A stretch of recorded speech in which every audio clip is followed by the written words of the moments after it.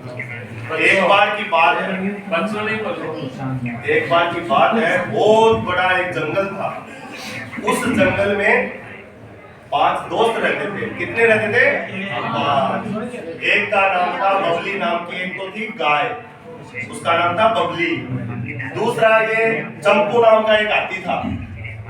तीसरा टिप्पू नाम का तोता, चौथा कालू नाम का एक भैंसा और एक रूसी नाम का खरगोश। ये 5 दोस्त जंगल में रहते थे। अब उनके अंदर एक मस्ती सूझी कि यार इस जंगल की विचित्रता को देखने के लिए अपन चलते हैं, कहीं कितना गहरा है, क्या है, देखते हैं। चलते चलते अचानक सबकी नजर एक झरने के पास पीछे जो गुफा थी उस पे पड़ी। उसने खरगोश था तो रूसी थी, अरे रुको, ये गुफा है, इसके अंदर क्या देखते हैं। तो सबके अंदर उत्सुकता जग गई, अरे ये इतनी बड़ी गुफा में क्या है, चल के देखते हैं। अब 5 दोस्त उस गुफा के पास गए, अंदर गए तो वहां एक शानदार तरीके से जादूगर था।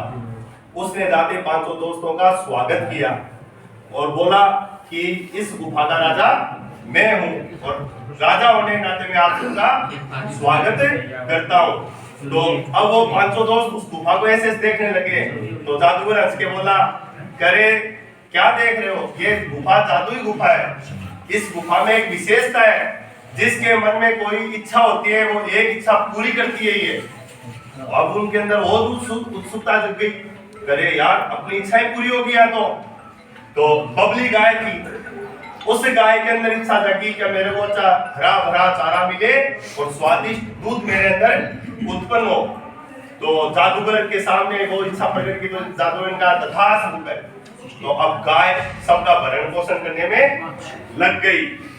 स्वादिष्ट दूध हुआ, चारा की कमी नहीं रही क्योंकि इच्छा पूरी हो गई। अब दिन दुनी रात चुगनी, अच्छा चारा मिलने लगा, अच्छा दूध हो गया, सब खा पी के अच्छे मस्त रहने लगे।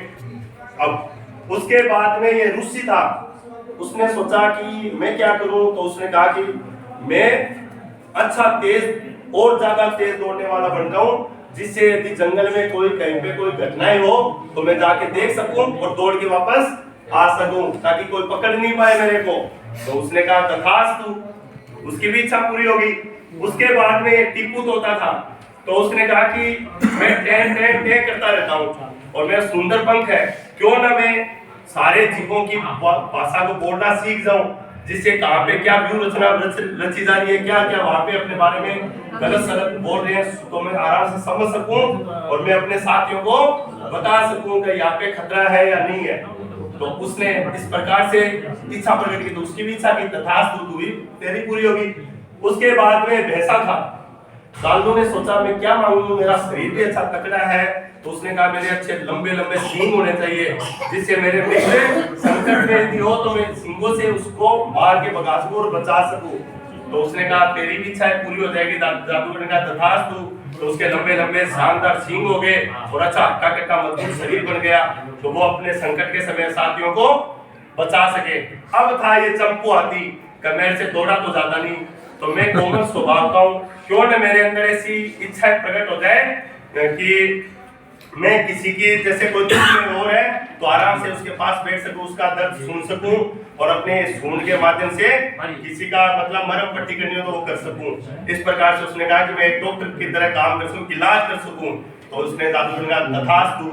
तो 5 दोस्त आराम से एक साम्राज्य की स्थापना बना करके वहां रहने लगे, सबको अपने अपने उत्तरदायित्व सौंप दिए गए। इस प्रकार से अपन विद्यालय में सौंप सकते हैं, जैसे पोषाहार प्रभारी है तो किसी 5-4 बच्चों को कह दिया कि आज से आप पोषाहार मंत्री आप हो, किसी को कह दिया प्रधानाचार्य का पद आप ले लो, किसी को कह दिया सफाई कर्मी के रूप में आप हो, ऐसे ऐसे बांट दो, तो स्कूल में पता ही नहीं चलेगा कि कब काम कैसे क्या हो रहा है।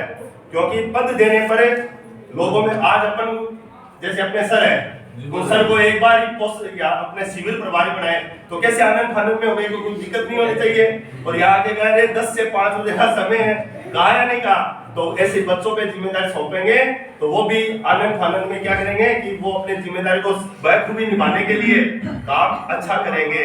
इस प्रकार से 5 तो साम्राज्य बना के रहने लगे। और इस कहानी का जो निष्कर्ष निकलता है वो है सब रहो, साथ में रहो, एक दूसरे के विश्वास के साथ रहो और मित्रता के अंदर किसी प्रकार का भेदभाव मत करो।